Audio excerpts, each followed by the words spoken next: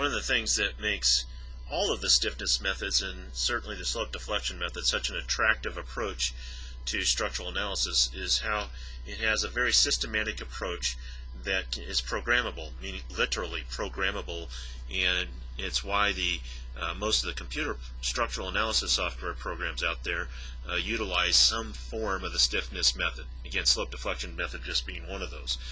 And although there are maybe some steps along here that we might be able to change up, for the most part there's a fairly straightforward and systematic approach in sequence to the steps. So let's go through those, and then in other videos we'll go through numerical examples. So one of the first things you do is establish your kinematic degrees of freedom, or your number of redundancies. Or in other words, what member end rotations and translations do you know, and what ones do you not? Right? And so we'll talk about this particular structure later on, but it's really saying, well, which of the thetas and the psis are 0 and which ones of them are not known. Then we write the slope deflection equation for each and every member end. That, of course, in both instances here, we have already decided how to break up the structure into discrete pieces or members. And in this case, the minimum we would have is 1 and 2. Everywhere there's a support, everywhere there's a change in the EI, you would tend to break up the structure, right? So identify the kinematic degrees of freedom, write the slope deflection equation for each and every member end, changing where the near and the far end subscripts are as you go along. You will then write equilibrium equations. That will turn out to be 1 for every kinematic degree of freedom that we identified up there. This is something that can actually be automated as well.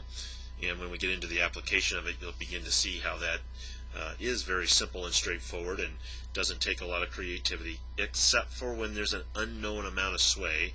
That's about the only exception to that.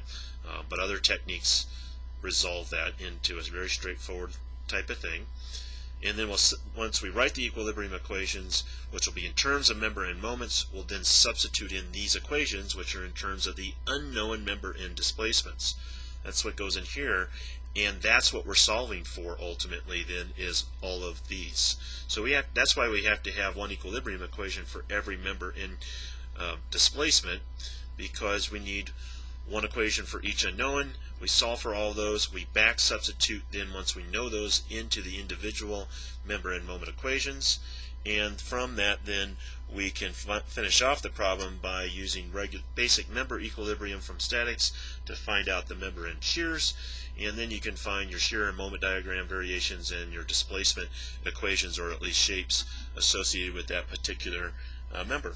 And that's it. That's all you do in the slope deflection equation, or method that is. And overall, in generalized stiffness approaches, it is very systematic and procedural like this every single time. And that's why it's such a great approach to be able to program into a computer. Next, let's go find out how to apply this in a real situation.